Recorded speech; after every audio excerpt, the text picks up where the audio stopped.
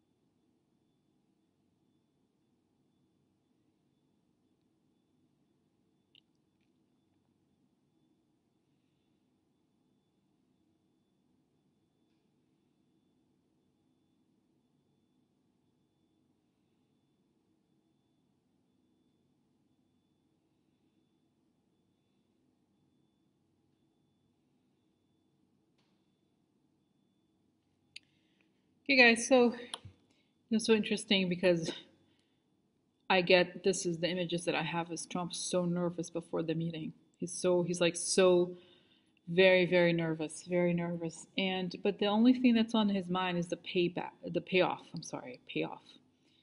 It's like the only thing he cares about. It's weird because I see but it's okay. On his mind is the outcome. With the outcome is some sort of I feel like I got this image of a mansion or a huge house somewhere, and it sort of reminded me of the French Riviera or somewhere like that, as if he could live like a king in his mind. This is, and I've said this before in a reading about him quite a while back, that he has a kind of a child conception of the world, and honestly, it was one of the earlier readings I've done quite a while back about how he sees the world, and he sees the world in this kind of like a child reading a children's book or something. Like he sees himself in this. It's like, I'm gonna finally have my kingdom, finally live like a king, and it's all theatrical. And this explains why he is so the gaudy housing, all of that. It's like he's living. It's like he's living a book, or it's not real. Okay, he believes he wants to demonstrate an image of something, not he cares about it. So anyway, so he was like, oh my god, it's gonna be okay. Yeah, I know. I hate this. Damn, I hate this job. I know, but it's like whatever. He's gonna get me. He's gonna get me what I want. He knows. He knows who I am. He knows I'm the greatest. He knows I'm the best. I'm the best. That's how he's very nervous. Okay, he wants his approval badly. Now, this is the thing. I got this number 590, and I'm thinking 590 million or something. He's like, and it's this number that I think he's been dangling on his face. Okay, but the thing is, from what I understand here, that he wants, from Trump's perspective, he wants to get this money and run. Obviously hates his job. And Putin knows that if he gives him the money he wants, he's not gonna do anything. And Putin's like, this guy, he's just so lazy. He's a piece of shit. He doesn't like to do anything. He's lazy asshole and useless asshole. I mean, not useless, useful for a while, but as soon as he's need, I feel like he really he's nothing more than a tool. I'm here, for example, I'm here and I have this book where I write notes. He's like a pen to put, you know what I mean? He's like, oh, I have a pen on the table. That's it. If I don't, it's just that relationship. He's a tool. He's an object, and he holds no interest. Putin has no interest in him. And now the thing that I wanted to say is that the talent. I've said this before. The Russians are excellent in mental manipulation in a way. So they are able to. So Putin gave Trump this almost like it's literally like a child reading an illustrated book and someone saying, look, here's the image, whatever children's book, here's the reality of it. And he buys it. He believes that this reality is going to happen. And it's a fantasy, right? So Putin plays with this thing like, oh, masters of the universe. He wants the whole thing with the autocratic and everything. He doesn't want to work. Obviously, he doesn't know anything about diplomacy or coming to agreements. It's like, I want to live in that world, the world where there are kings and they're rulers, and I am one of them. And obviously, guys, it's not how it works for several reasons. And if you look at Putin and even, I was thinking Erdogan, I guess, the guy in Turkey, Erdogan has a very advanced knowledge of economics. What I wanted to say is that most of these dictators, they have one or two talents. He is not, it's like he has this weird ability to be like, he's like greatest, what's the word? The greatest con artist, but he doesn't really have anything. Like, you could argue that even, like I said, I'm not defending Hitler, but Hitler, it took him years to get to power. He wrote this, and so did Goebbels. They wrote these books, and Goebbels didn't write a book, but they had defeats. It's like there was a long road for them, and even, like I said, there's some skill, or they were born into a family. This guy, none of this. He's just a very skilled, soulless person. So this is what it's showing, guys, is that he is going after some fantasy vision image, okay, like of this place. And I feel like it's an island somewhere, and I'm trying to think, where is this Pacific? I'm trying to think, it's like some sort of island or country somewhere. Where is it? I don't know exactly where it is, guys, and I'm thinking, I don't know, it's like some faraway place where he's going to have a gigantic house and have as much money as he wants, okay?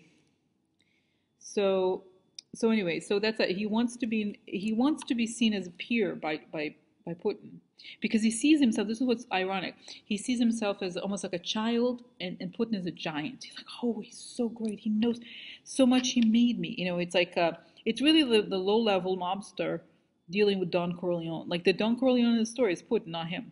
Okay, so that's it. That's what he wants from the meeting. Okay, it's all about the reward, like I said. So then, okay. So tell me, what is Putin on from the meeting?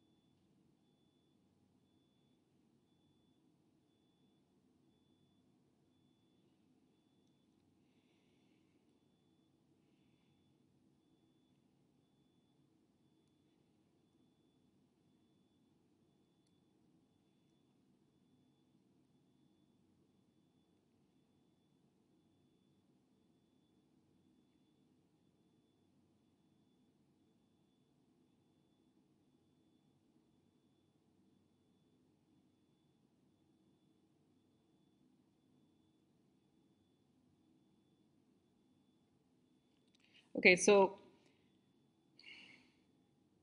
okay, so okay, so kind of like it's even to me it's a little bit shocking sometimes. So I'm like, oh, okay. So Putin is like he's very cold. It's like okay, it's like he comes in as speaking like an analyst of some sort. He's explaining what Donald. He's saying I'm not going to do an accent because it's not. It's a little bit complex what I'm going to explain, but the way he speaks is that he understands that in order for him to tell the story, he has to tell the story that matches Trump's value system. So he says, for example, all he wanted, what I was shown, the first thing I was shown was a map of the U.S. And guys, it goes back to the thing that I've seen before, the base. It's like I'm seeing, you know, those. Have you seen these? For example, the Natural History Museum in New York. They have these like, is it maps? It's like a. Have you seen these maps that are like three-dimensional, but like from Natural History Museum or something? It's kind of like a. It's flat, but it has like these ridges, and so it's like a map like that. I don't think that they had an actual map like this, but this is. It's. I'm being shown this to make. It's an emphatic image. And then it's like he guys go straight to the West Coast.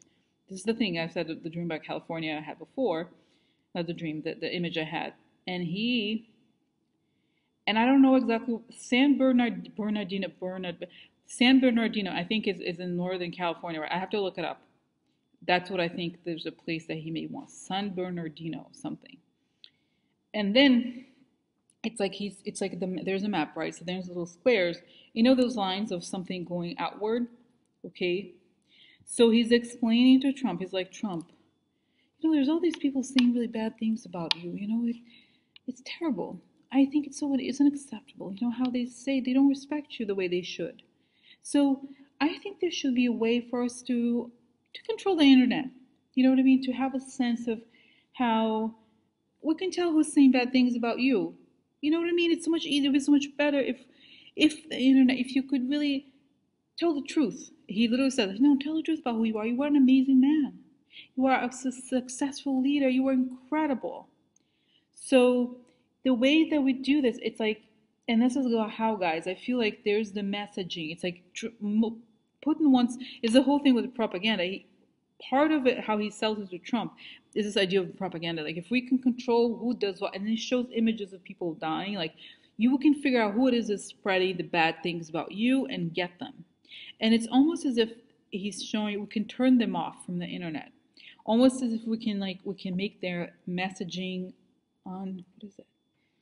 It just I don't know if it's necessarily kill, but track whoever it is saying bad things about you, and then eventually get them. But the biggest point that he made was about this propaganda thing, and then turning them off, tracking whoever says bad things about you, and then the thing about voting.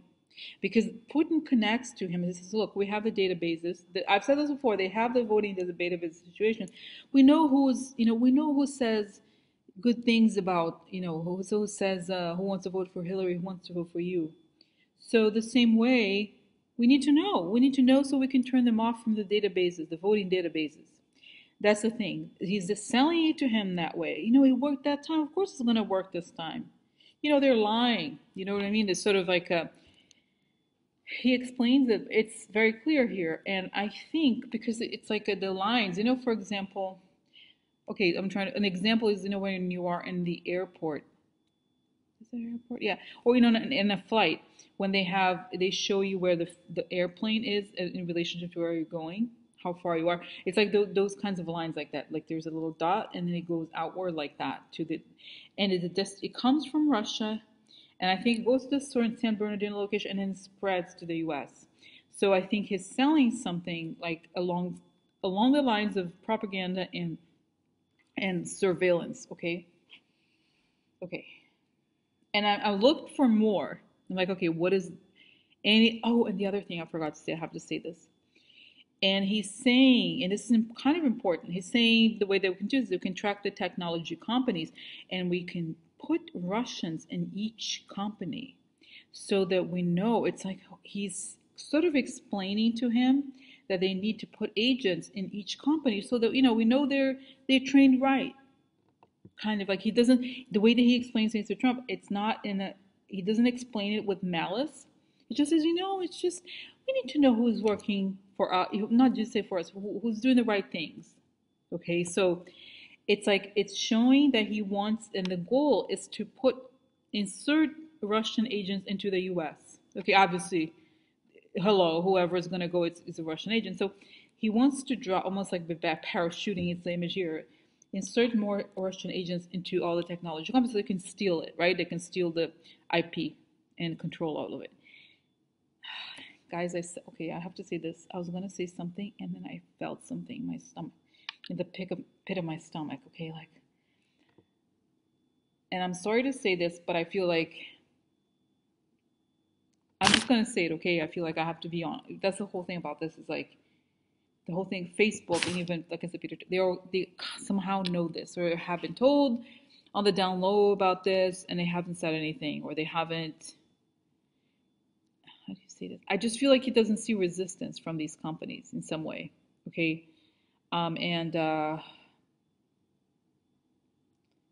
to them about, yeah, I feel like they want to use Facebook especially like because it worked for them, right, as a means to track people and like I said, do a large scale surveillance.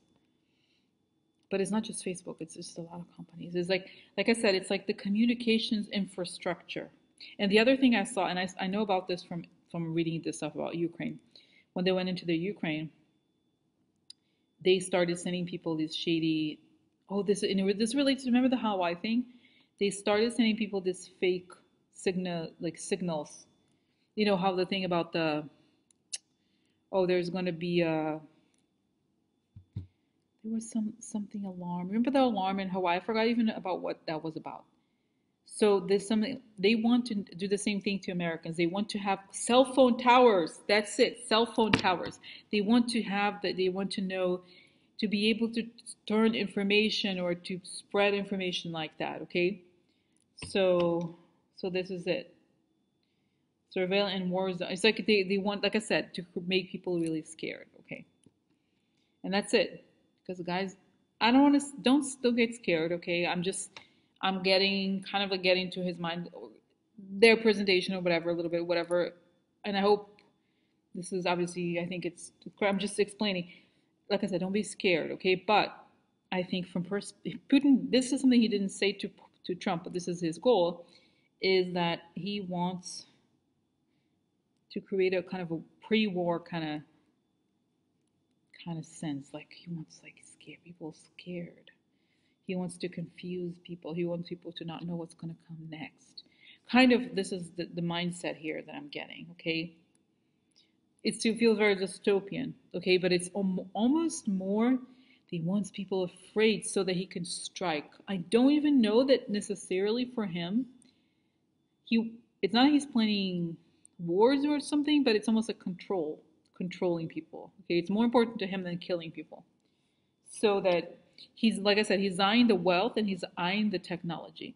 And for you out there who don't may or may not know this, and for anybody who's from the right wing watching me, the problem with Putin from a business perspective is that he wants, and this is information that came from Bill Browder, who's the guy related to the Magnitsky Act, whose lawyer was killed by Putin, and how the whole thing with sanctions started. Okay, is that he wants, the reason why Putin is so wealthy is because he gets 50% cut from every Russian company, apparently, like that, something like that, for every person.